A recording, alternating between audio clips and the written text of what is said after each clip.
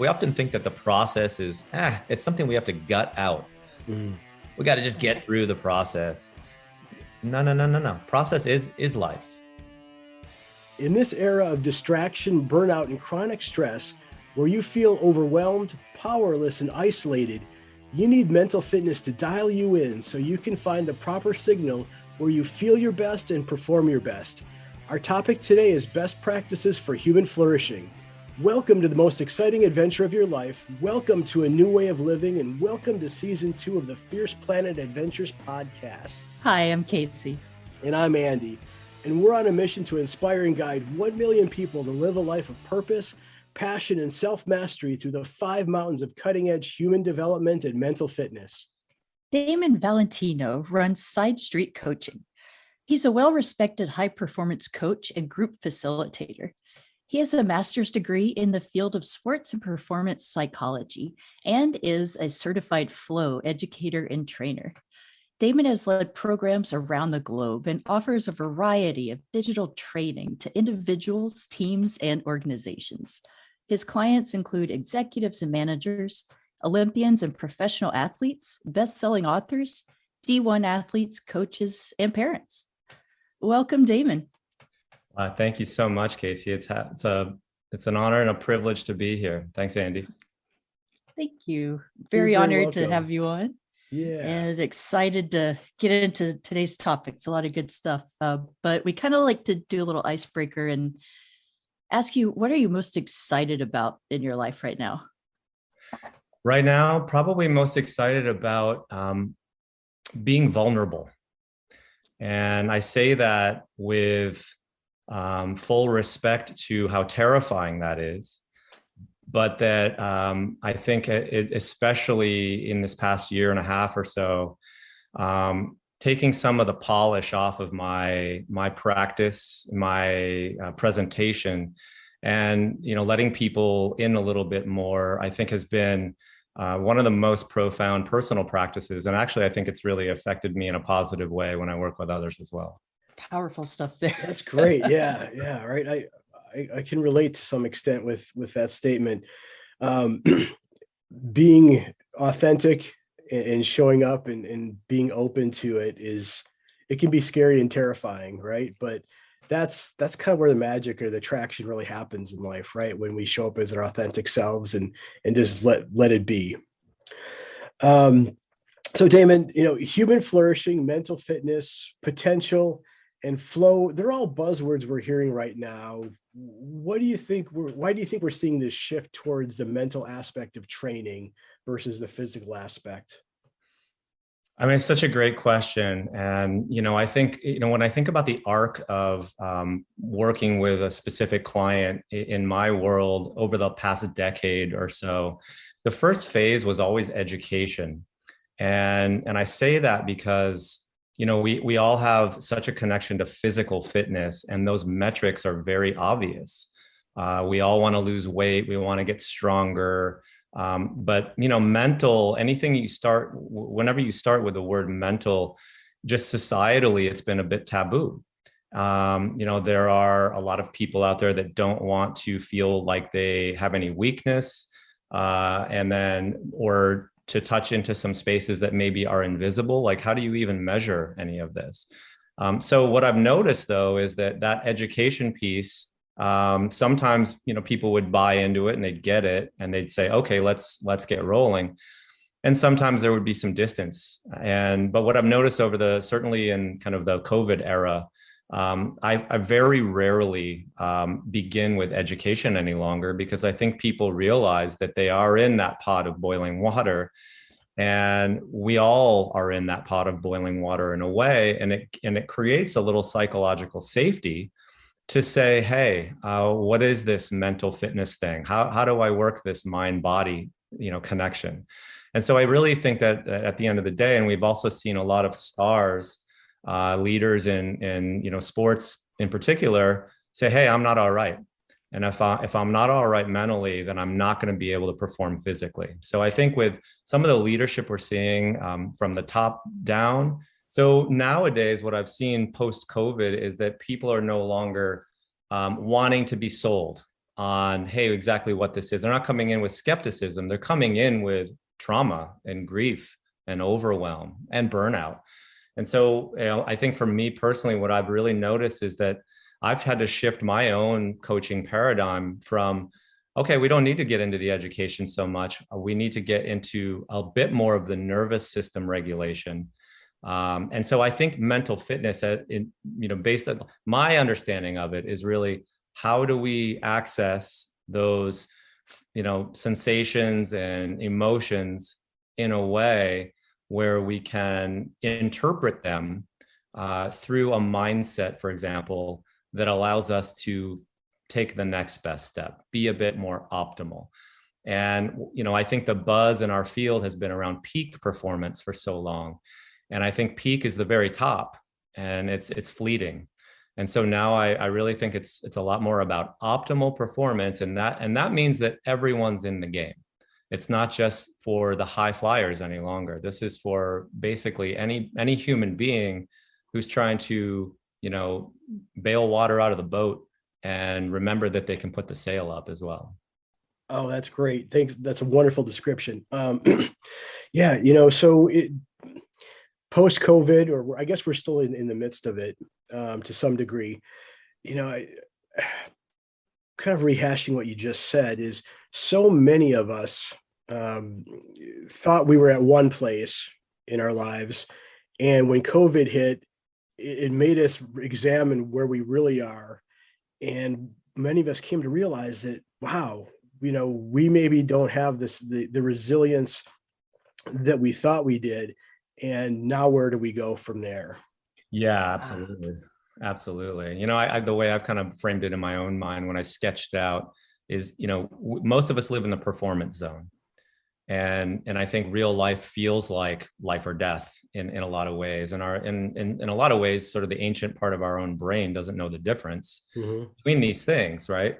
So as a person who's worked in sort of high intensity performance, working with people who there's a lot to lose, this is something that I'm familiar with. But I don't necessarily think, those who have been, going to their Wall Street job or working in Silicon Valley, or even trying to raise a family, have necessarily been able to frame it that way. But it's actually pretty true, right? I mean, the performance zone is, we're always on, especially in this social media society. And then we want to scurry into the comfort zone of scrolling Facebook, binge watching Netflix, eating chips, having a couple beers, all the stuff that kind of takes us away from that other zone. And so I think what I feel really excited about and passionate about is really creating a container where we can practice. And I think that practice, the element of practice, what does it do? It stokes intrinsic motivation, right? I'm running some experiments. I'm the expert. It's N=1, right? And it also really makes us more curious. And when we're curious, we sort of kick on the systems in our brain that turn down the heat on the fear systems. And so we're not doing destructive things in the comfort zone. We're actually in this practice zone where there are productive things. And I just think the baseline element for most people, if we're making a little bit of progress and we're able to sort of see that, or at least know we're doing the reps, that feels good. And I think right now we need something to feel good about.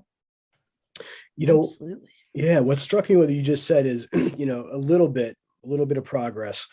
And I think sometimes folks get trapped in that it's all or nothing. I need to be the 0 to hero. And I need to, where our philosophy is, if you're doing 1% better every day, that has a compounding effect.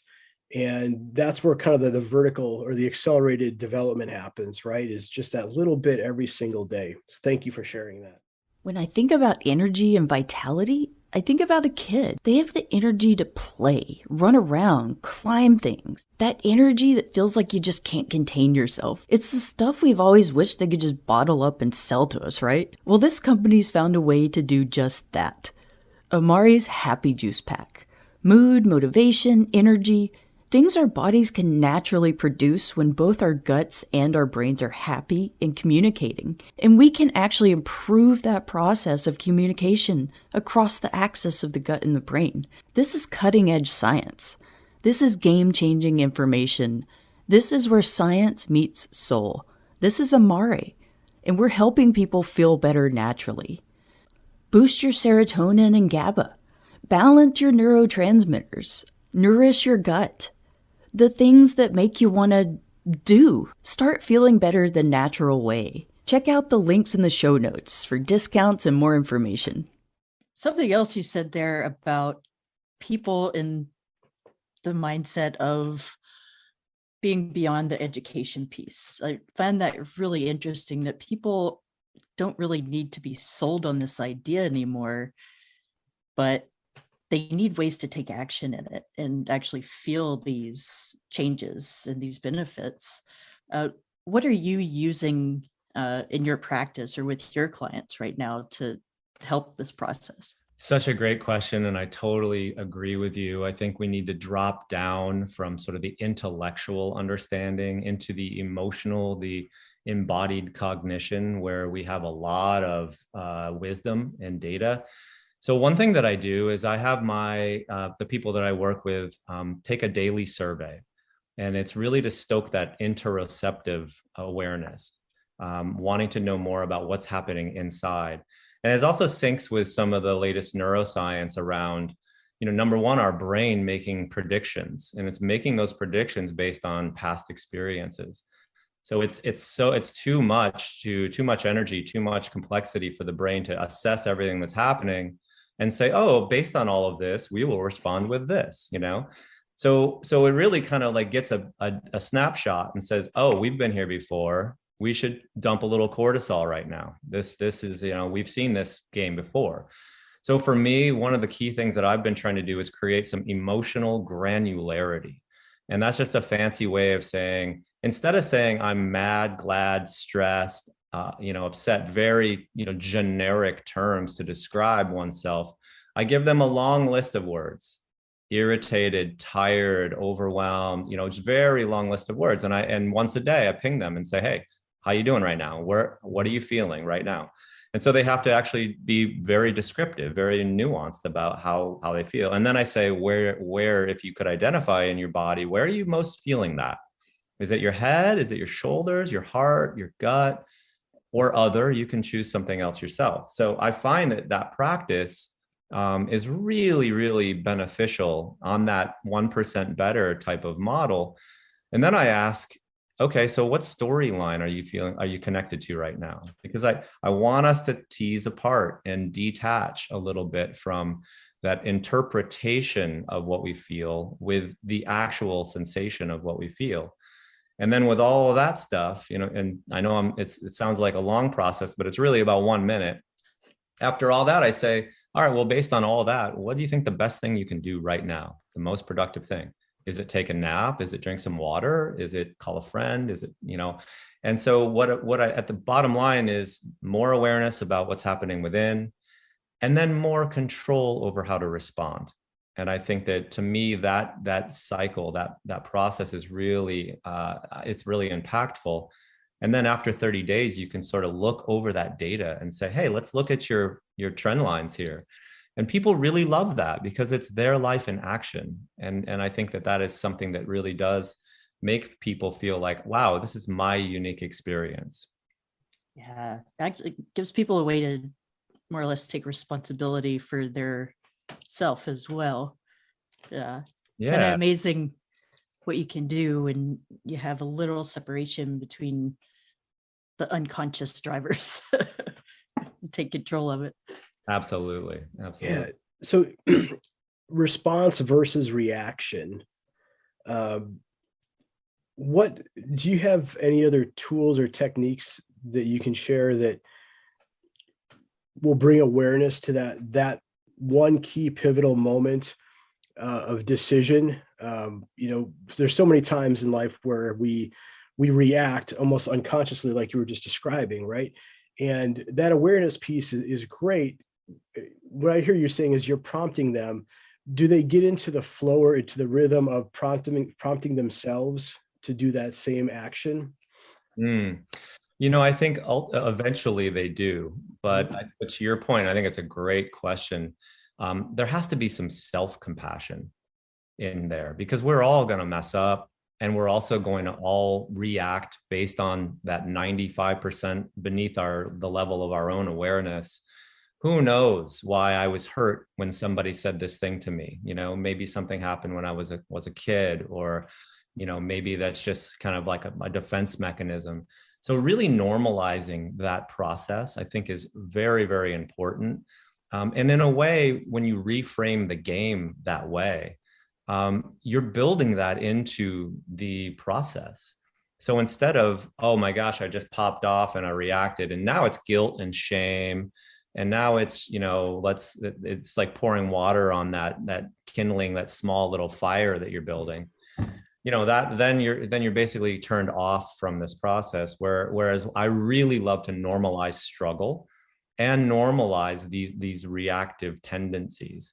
And so then what happens? Then there's a 1-2 of, oh, wow, I just popped off. Oh, that's right. That's okay. I can take a breath now.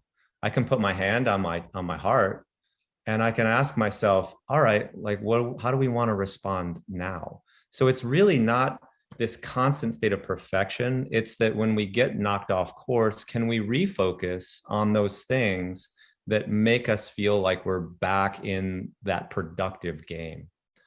Great. It's not a matter of, like you just stated, it's not a matter of if we get knocked off course, it's going to be when we get knocked off course. We're human. We make these mistakes. We trip over our own feet from time to time. And having that self-compassion and saying, you know what, gosh, I screwed up. It's okay. I own it. What do I do now? Move on. One of the other things that you mentioned there also, Damon, was shame, guilt, very low energy states, right? States that if you stay in those that mindset too long, can have a very negative effect on your day, on your week, on your life. So having the ability to recognize when it's happening and shift from those states opens up a lot of energy to be focused on positive things in your life. Couldn't agree more. I think you're absolutely right. And that just that makes me think about gratitude. Gratitude to me is one of the key places that I like to go with anyone I work with. I work with some Paralympic athletes that were getting ready for Tokyo, for example. And, the last message that we imparted on that team was gratitude. Grateful for the opportunity, grateful for the nerves and pressure, grateful sitting, up on the blocks. And what does that do really? It is what we have. It's us appreciating the moment. It's not toxic positivity. I hope I get this. It's not wishful thinking. If I hope I win the gold. But we as human beings, the deck is stacked against us in so many ways, and we've evolved to become, we're nervous Nellies. We worry. Danger is everywhere, right? That's the Velcro for us, and all of that good mojo is kind of the Teflon, where it just sort of slides right by. I don't know how many times I've met with somebody and I said, "Wow, that was an amazing job," and almost in a snappy way, they will say, "Well, yeah, I was supposed to do that." Like, whoa, TO. Yeah. I don't know, let's take a pause here. So gratitude lowers inflammation. It gives us a higher pain tolerance. And it makes us appreciate the moment, appreciate what we're in, whether we screwed up or not. There's always something. And so it really kind of pushes back against, our tendency to be negative with our thinking and to ruminate, over that old tired storyline. So I really do think that, it's not a soft skill.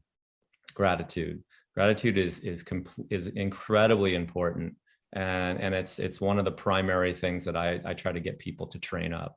Oh yeah, I couldn't agree more.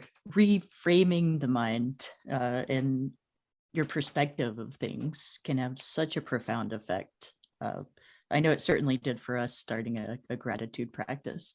So that, and it helps get you out of that, to your point, out of the thinking mind, the anxious worries about the future or the regretful memories or the past.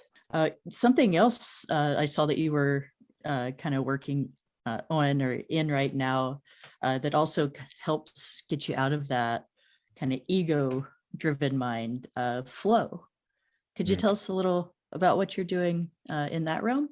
This episode of Fierce Planet Adventures podcast is brought to you by 5 Mountain Coaching, licensed unbeatable mind coaching, integrated accelerated vertical growth across 5 domains of cutting-edge development designed by retired Navy SEAL Commander Mark Devine. Learn the big 4 skills of mental toughness and resiliency. Discover the 6 pillars of performance. Test your mettle with custom-created crucibles across all 5 domains. Visit 5mountaincoaching.com to schedule your free 1-hour unbeatable mind coaching session. That's the number 5, mountaincoaching.com. Begin your journey to becoming unbeatable today. Absolutely. Yeah. Well, it's timely. I want to send my condolences to the founder of Flow, Mihai Csikszentmihalyi, who was just passed away this past week at 87 years old. He's a Hungarian American who coined the term flow. And in flow, he found back at doing research at the University of Chicago, way back when, was that no matter what your medium was or your profession, when he found that his subjects were able to be completely immersed in what it was they were doing, that there was a sense of happiness, genuine happiness, and just joy in performing the actions. So we're no longer in that results game where, if I get the raise, then I'll be happy. It was assembly line in Chicago, but full of life, full of that feeling of being truly alive.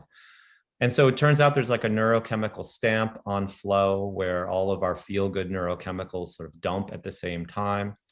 And it's when action and awareness merge, when what we're doing, we're not thinking about what we're doing, we're just doing what we're doing. And there's that inner critic, that nagging voice is very, very prominent in our lives. And I think, so prominent that it's almost invisible. We don't necessarily even often know that we're directing our attention or our energy based on our inner dialogue.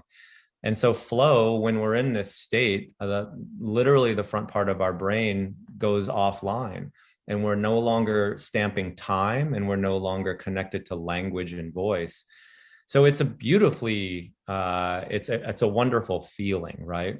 And in my space, I trained with some of the world leading organizations, the Flow Research Collective, Flow Genome Project, and it's not rocket science, this stuff. It's very basic in its nature. But the capacity to be able to build your level of creativity, of innovation, you have a higher level of pain tolerance, for example, your pattern recognition kind of goes through the roof. So, forward thinking companies were starting to use this and seeing 10, 20, 30x of creativity and innovation. And certainly the Red Bull athletes have kind of dominated that space early on. But it's now kind of found its way into daily life. And it turns out that there's a cycle which goes struggle, release, flow, and then recovery.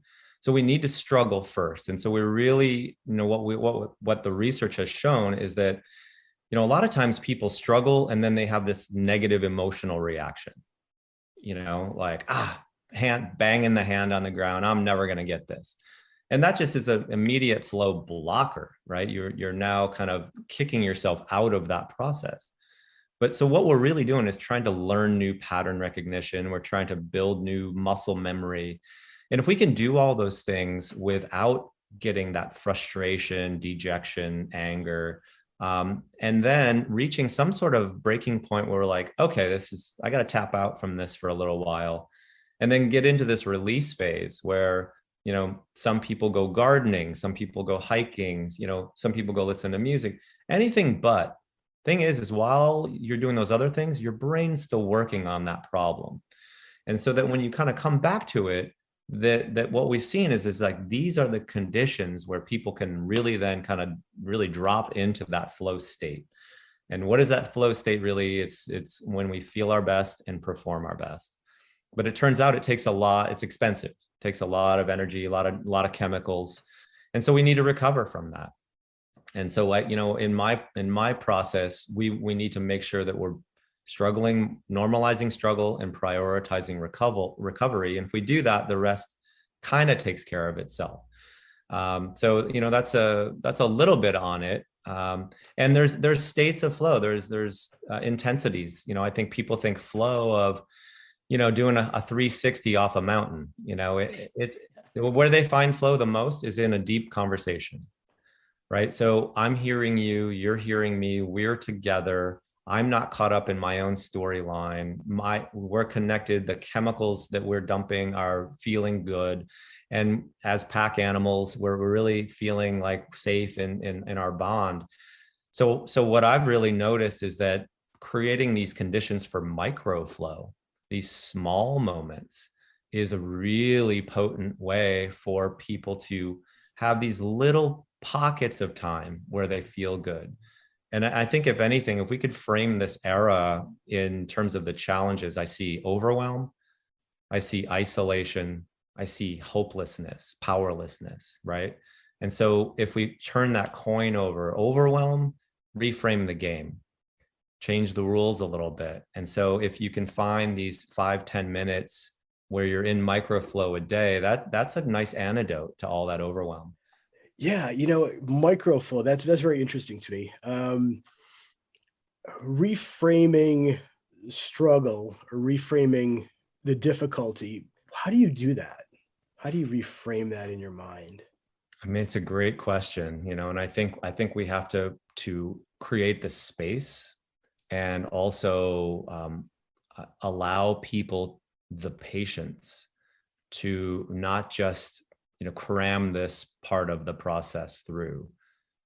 So really opening the container up and saying, okay, let's take 30 days. And there is something about this concept of time when we define the playground that can be really safe. And it can put us, as I said earlier, into this practice realm where it's not so hot, where we don't feel like, if I don't stick the landing on this one, I'm going to be, fed to the sharks. And so there was a really great study in the field of education where they took 5-year-olds and they had a 3 football field space of grass, and it had no fencing around it. And they put their teachers in the middle of that space. And the researchers brought the 5-year-olds out with no directions and just let them kind of on the edge of that space. Where do you think that those kids went? Oh boy. No direction and no borders. I'm going to guess they gravitated towards the other people. Yeah. So without that container, without that safety, they went with where they knew they would be safe. Mm-hmm. They did the same experiment a month later, and they put a fence around that same field. And again, no directions. These are just 5-year-olds. And they kind of opened the gate. Boom, they scattered everywhere. So they felt safe enough to explore. Mm-hmm. And so I think when we say things like, hey, let's take 30 days and create a relationship with struggle. To me, that's a key word, relationship. We're never getting rid of anything. Mm-hmm. We're never conquering anything. These are very aggressive terms or passive terms, right? But the relationship, we can sort of transmute that, and we can see struggle as opportunity, right? We can see, Ryan Holiday wrote that great book, The Obstacle is the Way, right? And when you reframe these obstacles, these quote unquote barriers, and then you look at them with a fresh lens of, oh, wow, this is tough. What am I getting out of this? What is it drawing out of me? What clues am I learning from this process? Now we have a different relationship with struggle. And then it's something that we can flip and kind of see it as an opportunity. So that's I would say, number one, create that container, and then cultivate and become more intimate in the relationship with these forces that are at play. So, a lot of my early influence comes from Eastern philosophy. I ran a tennis club in all of my 20s. I grew up in the competitive tennis world and full ride D1 school and all that, and wanted to go pro and everything like that. And, that fizzled out later in my college career. And I became I ran a club on a fancy island out east. But I had a bunch of time off every year. So I had 5-6 months off every year. And I found myself gravitating towards going to Asian countries and sort of predominantly in the kind of a Buddhist line, and I understood in a sense in those 20s, the difference between rugged individualism and more of a collective connection to others. Mm-hmm. And, just a real quick, if I could tell you just a quick story where it really kind of pinged me. I was in northern India, and at the time I was working, I was teaching current events at a monastery, a Tibetan Buddhist monastery. How I found my way into this, I'm not exactly sure. But, day one, I'm sitting on the ground and there's 50 novice monks aged 7 to 18, all in a big circle. And one of the lamas came over with a giant bowl of gruel, basically for breakfast. And one kid ate some and passed it along. And in my mind, I'm thinking to myself, wait a second, that bowl's not that big. And this one bowl is going to get all the way around to 50, all of us. They had the discipline and the connection to know their portion. And in that moment, I was thinking to myself, no way would this ever go down in a San Francisco school, right? Like this is never, that thing would be gone after 2 kids. So I think that framing is really interesting to me, where there's a different sort of way to see how to be a human being on planet Earth. And so I think this idea of struggle doesn't square nicely with the rugged individualistic mindset or mind frame. We're a bootstraps society. Mm-hmm. We are the society that you can get anything you want in this world. You can be anything you want. Well, that's a lot of pressure. And that's a very overwhelming thing to say. And so I think back to that guilt and shame, a lot of us feel like, what did I really make of myself? Or we feel like we butt up against something and we're like, oh no, this path is locked down for me. So I think, being able to kind of regulate the nervous system and realize that we don't need to close ourselves down. When we get into this fight flight state, we go from about 180-degree peripheral vision down to about 30. And now we're living in this struggle tunnel. And so really, I think step one with this normalization of, hey, we're going to practice this over a month. And also sort of the emotional stamp of, hey, this is a relationship. This isn't something we conquer. That allows us to stay more open to possibilities and opportunities. And I think within that really is where the self-determination, and the intrinsic motivation to take that 1% jump, because that we need to feel that sense of safety, but also that sense of exploration and adventure. So that's a long-winded way, I think, of talking about struggle, but I do think it's important to take the time on that one, Yeah, absolutely. A couple things resonated with me from what you just said is, this is a journey. This is not a one and done. This isn't something we conquer. It's going to be part of who we become, or who we hope to become. And with the work, with the attention to this, we will become over time. You had mentioned the 30-day time frame, which is, I think, a really valid time frame. Is there any magic around that, or any scientific, which I guess would be the opposite of magic, corollary, or is there any data to support the 30 days?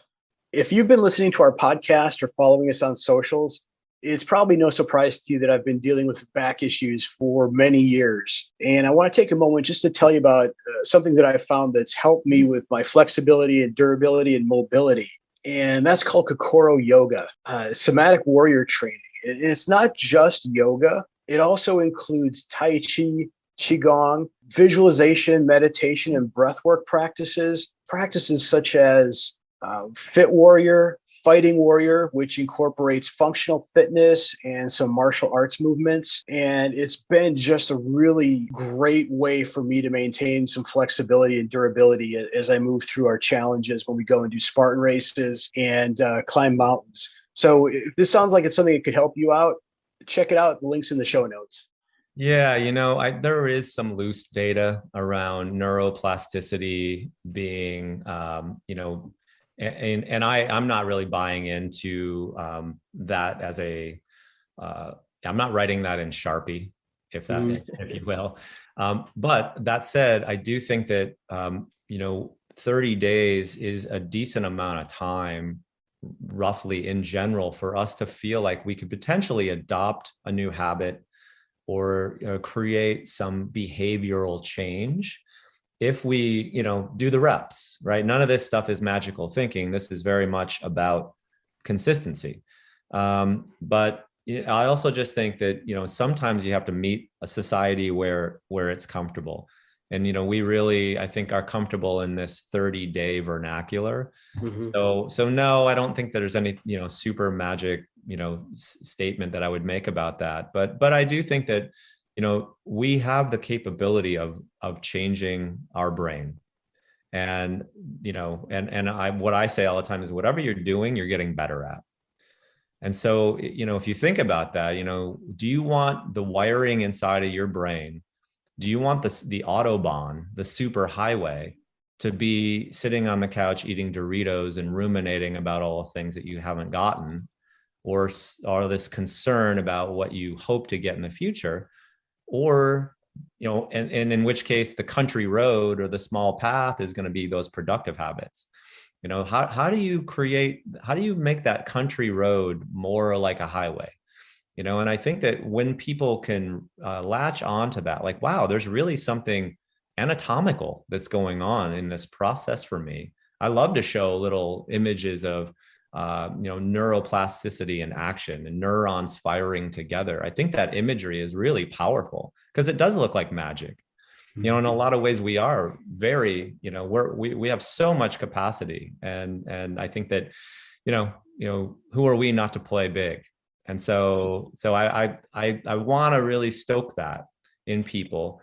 But that just happens to be that container. And that's the container that we've chosen in most of our programming, working with communities in more of a digital setting. I think this is a great point here. And I'd like to ask you to talk about Interflow, which I think is a new project you're working on or have developed, which I think meshes very well with this topic of flow that we're talking about, we're discussing. Yeah, no, thank you for asking. Yeah, we, it's funny. I love language, and I also sort of scorn it, right? I mean, language really instructs a lot about what sort of emotions that we're going to bring up and which directions we're going to go. And so I think it's really important to choose language wisely. And so we put two words together that my partner is in organizational development, and he's facilitated teams and groups and governmental and executive groups for 30 years. And I come a little bit more from the the high performance health psychology side of things. And so what we realized was that those worlds really do have an intersection. And flow has been sort of the, if you have the Venn diagram, flow is sort of our meeting point in between. Intero is to make whole, to integrate, and flow is to feel your best and to perform your best. And so we put those two words together as a way to inspire people to think about, oh wow, as a system we can integrate, but but individually we can do all of that as well. So the basic arc of our practice is basically to go in and listen. You have to meet people where they're at. We believe that psychological safety is the number one metric for performance. Low psych safety, low performance. Everyone's sort of playing a role at the office. And, so engagement's down, and, the capacity to create and innovate goes way down. We sort of want to get in there, not get in trouble, not get found out, and get out of there, right? And so we want to open that container, make that safe container for people to explore ideas, with the hope that, these are things that are going to help you individually and they're going to help us as a group. Flow also has another component called group flow. And Keith Sawyer did some great work. He has a great book called Group Genius. And there are some metrics. There's shared risk, blending of egos, clear goals, a lot of these things, some improvisation, playing yes and these are really important ways for us to start to stoke our ability to work together. But our program basically is a live workshop or a virtual workshop in this era. And then in that 30-day model, we have a platform where people jump on, and we really are prompting and encouraging people to shine a light on these metrics. So we have a daily inspirational quote, for example. We have an oath on there, which is basically kind of like mindset training, trying to respond. How do you need to respond today? There's a section that looks a little bit like Facebook, where you can share some of your mini wins and your resilience and actions practices. And you can high five and comment off of other people's posts. And then there's some private sections where you can kind of keep your own journal. And then we have a gratitude scroll on the bottom. So what does it do, right? It's, again, not rocket science, but it starts to train people to pay attention to these things. It's to push back against that 9-to-1 negative thinking. It's to push back about sectioning myself off and just going internal and protecting myself, and starting to see that, hey, I can open up and I can share, and I'm part of this exploration. And oh, by the way, my colleague gave me a high five and made some comment, and now we're in some dialogue about something.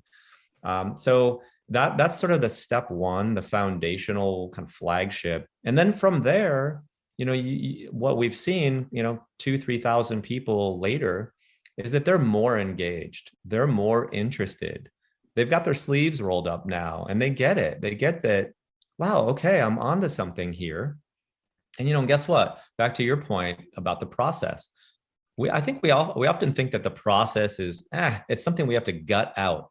We got to just get through the process. No. Process is life. That's the thing. And so I think the transformation happens where the process starts to feel good. It starts to feel good day 7, day 9, to kind of pop this app open. And there's not really a curriculum per se. There's us with some science in there, but the curriculum is each individual's life. And that is also something that I've really noticed a lot lately. Nobody really wants to be told what to do. Some people want to be told what to do to try to get there, but they often are kind of backwards with, oh, I just want to take the magic pill. I want the silver bullet. Give me the answer. Make it go away, right? All that. But I think that the people that need that sort of tender stoking, and the imagery I see is a small little fire. You can't just dump a bunch of logs on there, right? You got to be mindful about how are you placing this kindling, and are you adding a little oxygen? But that whole process, I don't know if you're fire builders, that for me, that's one of my little flow triggers. I love tending to a small fire because it does plunge me into the moment, and I'm really aware of everything that's going on. And so we've seen some really amazing transformations. Teams that were at each other's throats are starting to be more supportive. People who are really kind of closed off are starting to share more.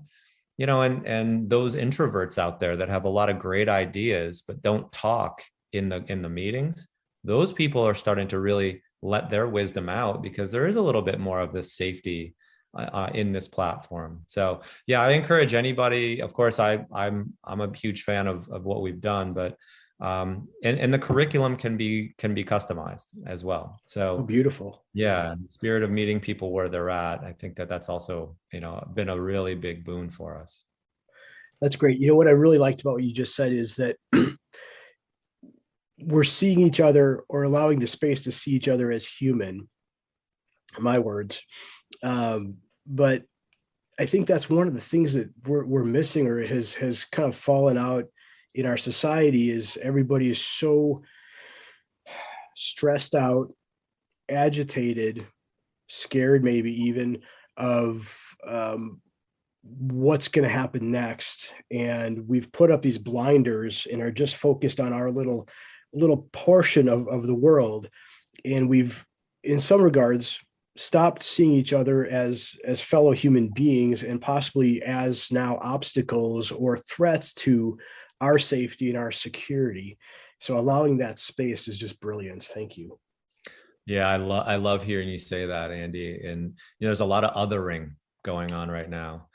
And that, we've been through presidential election, the George Floyd stuff, obviously the climate and fires and all of these elements. And we really reached out initially to frontline workers. So we had state police and nurses. One of our main populations right now is in the healthcare world, with healthcare workers and fire, police, and EMTs. And you can imagine the burnout and the fear and the sort of the lack of fairness in those communities. And so to be seen, to be, for me to understand you, I have to see you and as a full human being. And you're right. I think the way our society has been tending is that we get these little caricatures and these small, cardboard cutouts of what somebody is without the full picture. And so if I'm really going to develop some empathy around who you are, I need to know a little bit more about you. And so, back to my initial word of vulnerability, I think Maya Angelou said it, they don't care what you know until they know that you care. Mm-hmm. And I think for us that, that's on my desk, that's my number one thing is, it doesn't matter what, fancy science I know. But that person we need to develop trust and rapport, and trust and rapport happens in small moments in our day-to-day lives. I really firmly believe that transitions in life are a place that we really go to, those places where we go on autopilot. When I'm brushing my teeth, I'm thinking about my day, right? If I'm driving to work, I'm listening to a podcast, or I'm talking to someone else, or my mind is already racing, but I'm not really there. And so I think that where we like to go with sort of the mindful mindset training is be in your body, present moment awareness. Bring your mind and your body into the same place at the same time. Feel that brush on your gums, hear the sounds. And I think that these little small things, these little drip, drip, drips, these end up being the tether that bind our life together. And so instead of blazing past them, we're really trying to shine a light on them. So mindfulness, I want to bring this back around to the beginning here with flow. Is there a difference between mindfulness and flow? Yeah. I mean, mindfulness, of course, there's some different variations of mindfulness. There's sort of the fixed mindfulness where you're just kind of on breath, for example, more of an open awareness of, I'm sitting on the front porch and my thoughts are the cars driving by, and I'm just sort of watching all of that, setting kind intention. I think those are sort of the big three that have shown a lot of very prominent health benefits. Flow is a bit more about, I have a very clear goal that's right in front of me, and I've hit the sweet spot in terms of the challenge and my skill level. It turns out it's somewhere around 4% greater. So if you set a challenge for yourself that's just a little out of your reach, I mean, you can sort of think about it. If you're on your tiptoes trying to grab something, it's just, you're there. But every bit of you has to focus in on that you can't drift while you're doing it. So if something is too hard, we become anxious. And if it's too easy, we become bored. So there's this flow channel, and roughly 4% harder than what you feel you're capable of doing. So clear goal, setting that goal just a little above your level, and that really drives your focus into the present moment. And flow follows focus. So once we get ourselves really engaged in that particular activity with that autonomy of, I can get this, I'm right there, that's really kind of sets the conditions for us, with a little bit of risk, potentially a little novelty. Sometimes it's nice to kind of put yourself into that position where I haven't really seen this before. I'm a big traveler. Flow is a huge, travel is a huge flow trigger for me. You can imagine why, going into something new and you're alive, your senses are really engaged. So flow is not necessarily a kind of a meta skill where you're a subject and object split, right? Where mindfulness is a bit more, I'm aware of what I'm training my awareness on. Flow, you're in that activity, and you're the way I frame it is you're inside the experience. And if I work with a professional athlete, for example, that's a phrase that I'll say before that person goes out to play, like, hey, get inside the experience. Don't analyze the experience. Get inside the experience. And so that once, we've all been there, it's our birthright to feel this. We're wired to get into flow. And I wanted to say one more thing about flow is that, that the science these days is evolving to show that flow came about based on a scarcity of resources. So when, early humans were lacking something that they needed, they would either fight or flee away from that over those remaining resources, or they would innovate and create and make more resources. And so I feel like this is a really important kind of fundamental crossroads in our society. We're fighting over a lot of scarcity right now. Mm-hmm. And what I think flow does, what I think, these types of programs, your programs, what they do is they make people show up with a better version of themselves, with their nervous systems more in the present moment, feeling and hearing and seeing one another. And in that process, the byproduct, I think, is that we can make more resources. We can innovate and create. And I think bottom line, that to me, that's one of the philosophical stamps that I would put on what gives life meaning in the first place. So. Very beautifully put. Thank you, Casey. The direction, it feels like the world is going, and you hear so much of the negative, but I've just reading and seeing so many things like this being presented to the world to help people rise above those constant stories everyone tells us or we tell ourselves. And like you said, creating that space for people just to explore who they really are, being able to share that with more people and let that just ripple out is just going to have such a profound effect on the world, I think. So important right now. Wow. Yeah. Well said. I totally agree. I think I was scrolling through and I think I came across an Instagram post that I believe one of you put up, and it was this flower encased in a like a frozen droplet of water. And it, I saw it and I read, the post that you had put, and it was this really beautiful moment of awe. And, I think that we often, put this stamp on, social media and just the digital world as some of the negative elements that it has. And it sure does have those things. But, that moment left an imprint within my own nervous system where I stopped and I stared at that picture, and it really had I felt it, right? And so you put something out there that you felt, and I came across it and had a moment with it as well. And I think more people looking for these small, beautiful moments and expressing and sharing those things is really, those are the seeds that we need to water. And so I thank you both for doing what you're doing as well, because I see it from afar and it really does have an impact. So I appreciate it. Thank you so much. Very much Beautiful. Appreciated hearing that.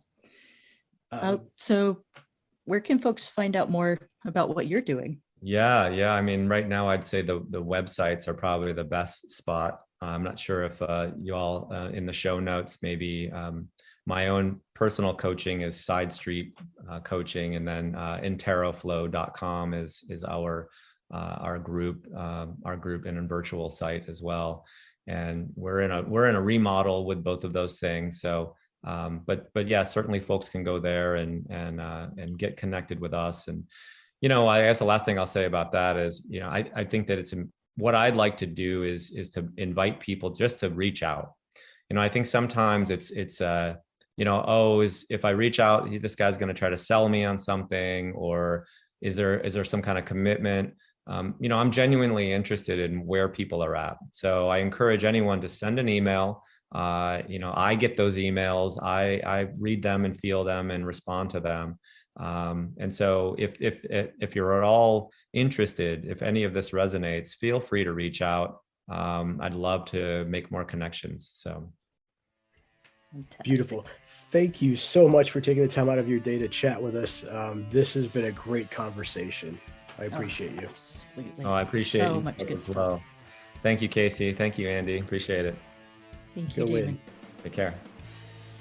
Friends, if you found the Fierce Planet Adventures podcast helpful, please consider leaving a 5-star review on iTunes or your podcast platform of choice. It helps others find our podcast. If you screenshot your review and tag us on Instagram, we'll send you a classic Fierce Planet Adventures sticker. For your water bottle, cooler, car, send us a direct message with your mailing address on Instagram, and we'll send you that sticker right out. Thanks for joining us, and live fiercely.